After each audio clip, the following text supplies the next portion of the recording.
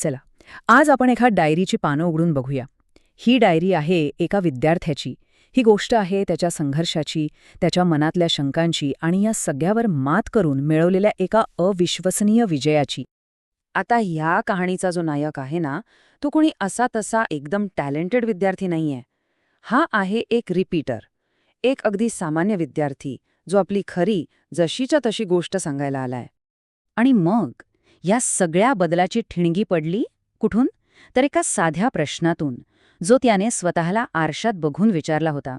म्हणजे अपयशाच्या काळात स्वतःशी केलेला एक प्रामाणिक संवाद होता तो. चला तर मग याच्या मुळाशी जाऊया. समस्या काय होती माहितीये? मेहनत तर प्रचंड होती, पण निकाल तो काही हाती लागत नव्हता. जरा विचार करा, दिवसाचे 12 ते 14 तास अभ्यास आणि तरीही स्कोअर 450च्या पुढे जायला तयार नाही. आणि त्यात भर म्हणून आजूबाजूचे लोक काय म्हणतात? अरे तुझ्यात टॅलेंटच नाहीये, तुझं काही खरं नाही. अशा वेळी आत्मविश्वास कुठे राहणार? तो तर पूर्णपणे खचून गेला होता. पण आता खरी इंटरेस्टिंग गोष्ट येते. तो एक क्षण, ज्या क्षणी सगळं काही, अगदी सगळं काही बदलून गेलं. आणि गंमत म्हणजे हे अधिक वेळ मिळाल्यामुळे नाही झालं, तर वेळेकडे बघण्याचा जो दृष्टिकोन होता ना, तोच बदलला. तारीख होती 8 एप्रिल. त्या दिवशी काय झालं? एक साक्षात्कार झाला की अरे, वेळ संपलेली नाहीये, आपलं गणितच चुकतंय. पहिलं तर समोर दिसले उरलेले दिवस किती? 25. मग एक पक्का निश्चय झाला. काहीही होवो, आकाश जरी कोसळलं तरी रोज इतके तास अभ्यासाला द्यायचे म्हणजे द्यायचेच.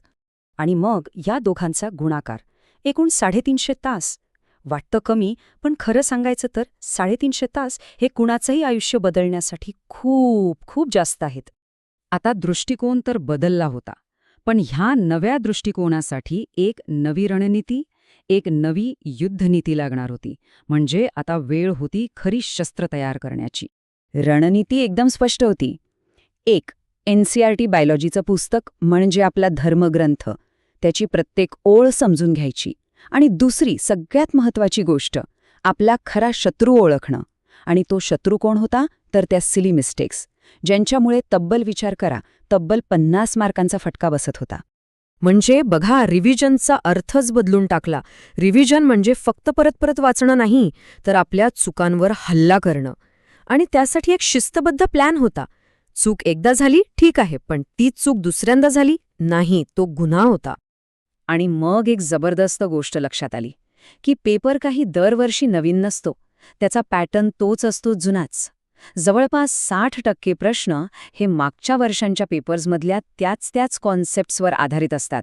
म्हणजे विचार करा, प्रश्न बदलतात पण मूळ संकल्पना तीच राहते. तर मग हे सगळं ज्ञान एका अशा रुटीनमध्ये कसं बसवलं गेलं जे थांबणारच नव्हतं? ते इंजिन कसं होतं ज्याने या कमबॅकला खरी ताकद दिली? चला बघूया. दिवसाची रचनाच एका परफेक्ट इंजिनसारखी केली होती. सकाळची वेळ ती होती बायोलॉजी आणि केमिस्ट्रीसाठी, म्हणजे डीप फोकस. दुपार ती होती थेट युद्धाचा सराव करण्याची वेळ, मॉक टेस्ट्स. संध्याकाळ होती सर्वात अवघड कामासाठी, म्हणजेच फिजिक्ससाठी.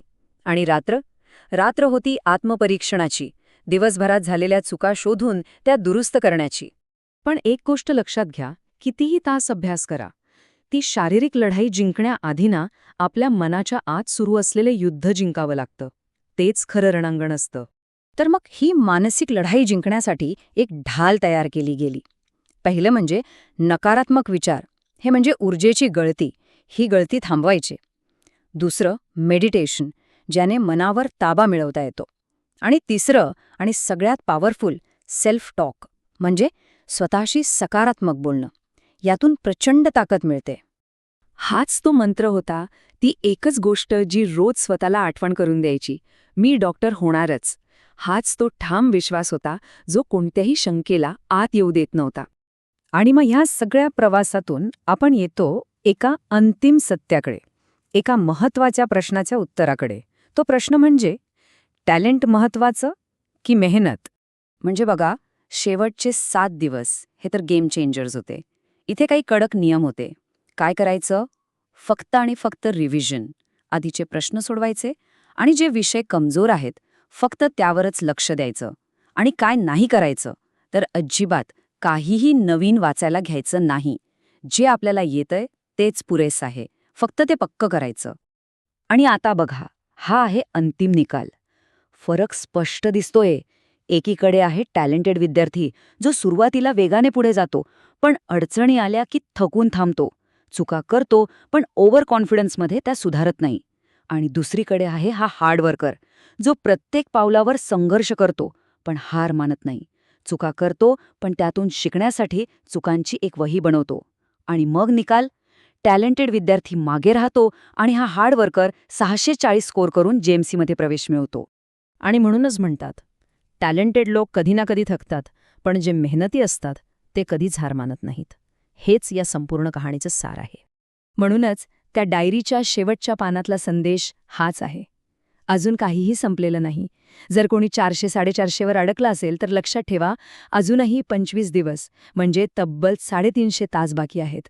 निर्णय आज घ्यायचा आहे.